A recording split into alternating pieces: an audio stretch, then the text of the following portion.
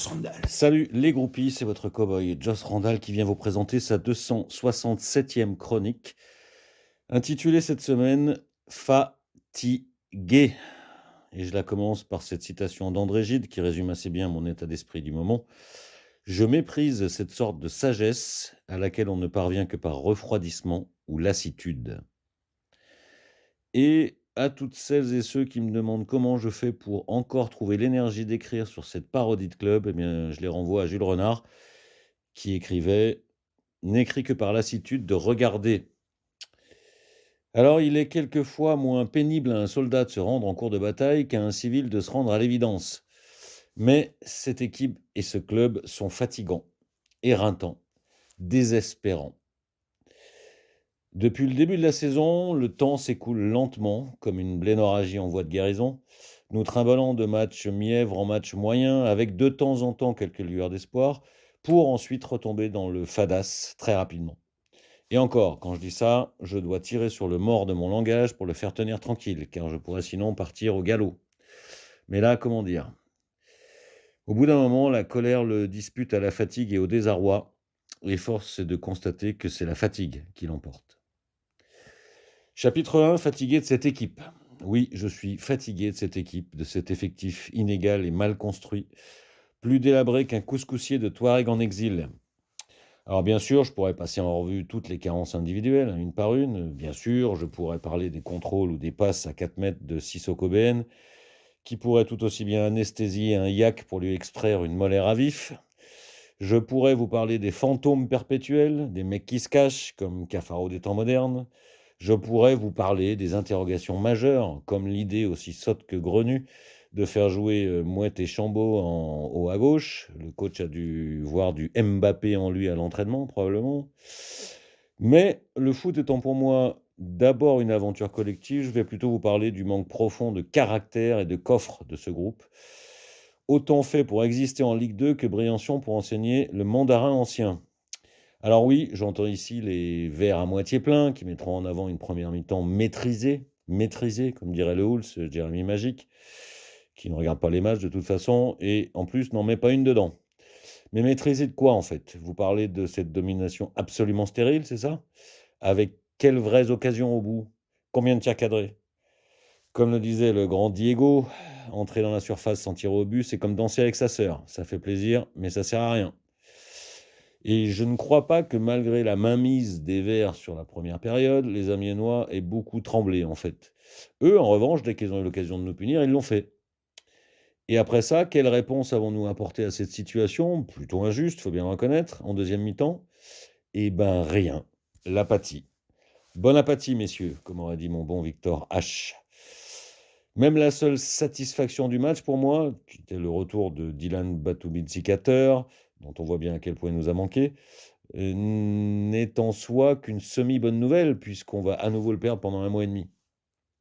Enfin, au même verre à moitié plein, qui me disent: «Mais quand même, pendant quelques matchs, ça allait bien, et cetera, alors moi, j'ai horreur que quelqu'un souffle sur ma soupe quand elle est soi-disant trop chaude.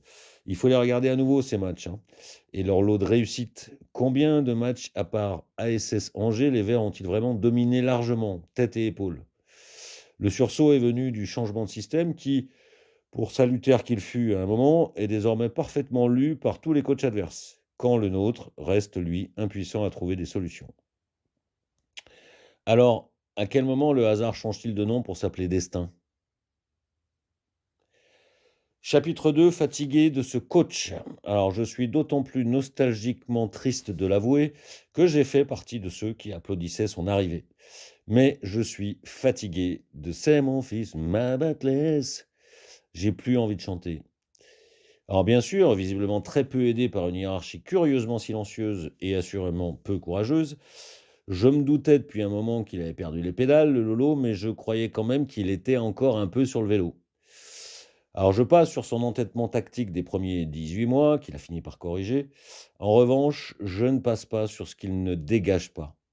Quand je le vois sur le banc de touche, impuissant, avec l'expression consommée de ceux qui ne demandent qu'à se trouver ailleurs, incapable d'agir sur la destinée d'un match, soit par le coaching, soit par l'attitude et les mots, eh bien je suis fatigué. Également fatigué du sempiternel robinet d'eau tiède avant et après les matchs en conférence de presse. Vous avez remarqué d'ailleurs, c'est fou comme les mecs qui n'ont rien à dire mettent un temps dingue à le faire. En même temps, faut-il lui en vouloir à lui quand la hiérarchie fixe un challenge aussi dingue que viser 6 points en 4 matchs? Ça, c'est couillu et motivant, hein. Ça a de quoi en décourager, non? Fatigué, enfin, de m'abîmer l'espoir à attendre une lueur de leadership dans ce regard de veau perdu dans la luzerne, je crois que c'est aussi vain que d'essayer de trouver une trace de probité dans l'œil d'un marchand de voitures d'occasion.